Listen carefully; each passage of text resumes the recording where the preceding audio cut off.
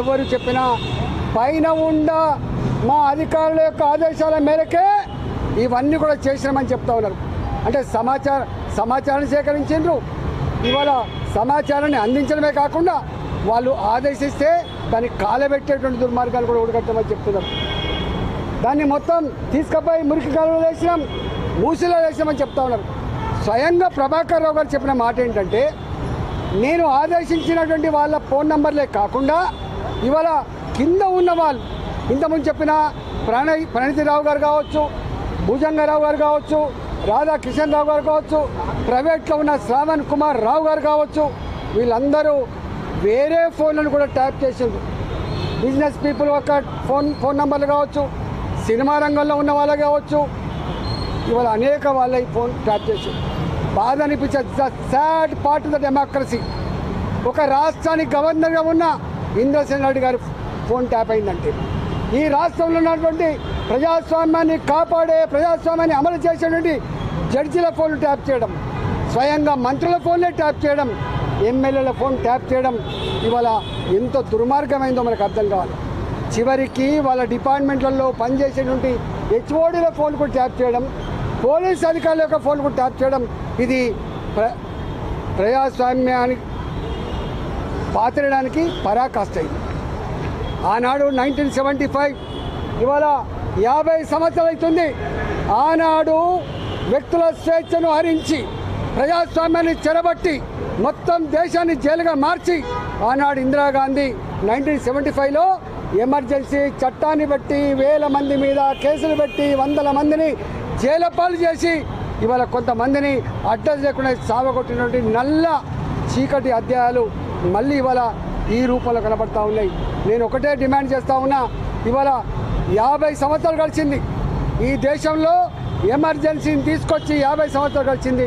ఇవాళ మనం గవర్నర్ల ఫోన్లు, జడ్జిల ఫోన్లు, స్వయంగా మంత్రుల ఫోన్లు, ఎమ్మెల్యేల ఫోన్లు, ఇవాళ బాధ్యతాయుతమైనటువంటి సంఘంలో పేరున్న వాళ్ళ ఫోన్లు ట్యాప్ చేసి వాళ్ళ బలహీనతల మీద దెబ్బ కొట్టి ఇవాళ అనేక రకాల అక్రమాలు, దుర్మార్గాలు జరిగినట్టుగా మనకు అర్థమవుతూ ఉంది. కాబట్టి ఈ ఎంక్వైరీ అయితే ఉందో నత్తనడక జరగకుండా దీంట్లో ఎవరు ఆదేశాల మేరకు ప్రభాకర్ రావు గారు ఇలాంటి పని చేసిండు, ఇవాళ కింద ఉన్న అధికారులు ఎవరి ఆదేశాల మేరకు చేసిండ్రు, ఎందుకు కాలబెట్టాల్సి వచ్చింది, ఎందుకు మొత్తం చార్జ్ చేయాల్సి వచ్చింది, ఇవన్నిటి మీద సమగ్రమైన ఎంక్వైరీ జరగాలి. రేపు ప్రజాస్వామ్యం బతుకుండాలంటే, రాజ్యాంగం మీద ప్రజలకు విశ్వాసం కలగాలంటే, ఫండమెంటల్ రైట్స్ ఉండాలంటే తప్పకుండా ఇప్పుడు కనుక చర్య తీసుకుంటేనే ఈ దేశంలో ప్రజాస్వామ్యం వర్ధిల్లుతుంది. ఈ దేశ ప్రజాస్వామ్య వ్యవస్థ మీద ప్రజలకు ఒక విశ్వాసం ఉండేటువంటి ఆస్కారం ఉంటుంది తప్ప లేకపోతే లేదు. కాబట్టి వాళ్ళు ఎంతటి వారైనా తప్పకుండా దీని మీద విచారణ సమగ్రంగా చేయాల్సిందే, దోషులను ఐడెంటిఫై చేయాల్సిందే, చట్ట ప్రకారంగా శిక్షించవలసిందే, ప్రజాస్వామ్యాన్ని కాపాడవలసిందే, ప్రజలకు ఒక గొప్ప సందేశం పంపాల్సిన బాధ్యత ఉందని చెప్పి నేను డిమాండ్ చేస్తా ఉన్నా. లేకపోతే ఈ ప్రభుత్వం కూడా ఇవాళ వాళ్ళతో కొలుడైనట్టుగా భావించవలసి ఉంటుందని చెప్పి ఇవాళ ప్రభుత్వాన్ని కూడా నేను హెచ్చరిస్తా ఉన్నా.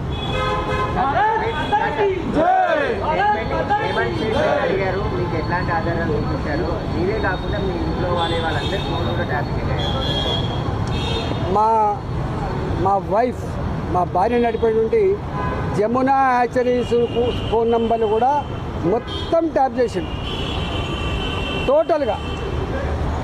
మా వాళ్ళు బిజినెస్లో ఏ మెసేజ్ అయితే పంపుకుంటారో, మేమేమైనా మెసేజ్ పంపుతామో అవన్నీ కూడా వాళ్ళ దగ్గర రికార్డు దొరికింది. మొత్తం ఆ చాట్ అంతా కూడా నాకు ఇచ్చింది. నన్ను అడిగింది ఇవన్నీ మీవేనా అంటే ఇవన్నీ కూడా మావే. ఇలా మా విక్రమ్ రెడ్డి గారు మా జిల్లా పార్టీ అధ్యక్షుడు, మా గిరివర్ధన్ రెడ్డి గారు మా పార్టీ నాయకులు, మా సతీష్ గారు మా పార్టీ నాయకులు, వేణుగోపాల్ రెడ్డి గారు మా పార్టీ నాయకులు, ఇవాళ మా సాయి గారు, అనేక మంది, కొన్ని వందల మంది. హుజురాబాద్లో 2021లో ప్రతి నిమిషం నిఘా పెట్టినట్టుగా ఇక్కడ రికార్డులు ఉన్నాయి. ఇవన్నీ కరెక్టేనా అని చెప్పి అడిగిండ్రు.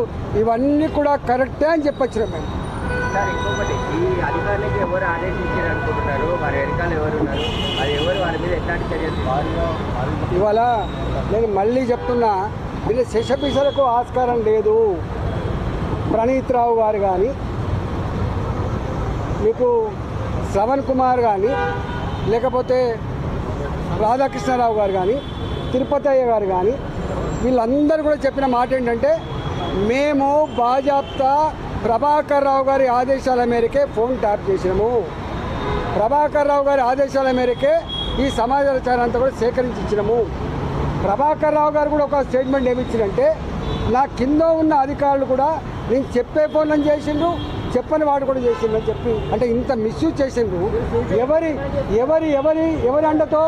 తప్పకుండా ఈ డిపార్ట్మెంట్ ముఖ్యమంత్రి గారి కంట్రోల్లో ఉంటుంది. ఈ ఇంటెలిజెన్స్ వ్యవస్థ కానీ, ఎస్ఐబి కానీ, లా అండ్ ఆర్డర్ కానీ, ఇవన్నీ కంట్రోల్ ఉండేది ముఖ్యమంత్రి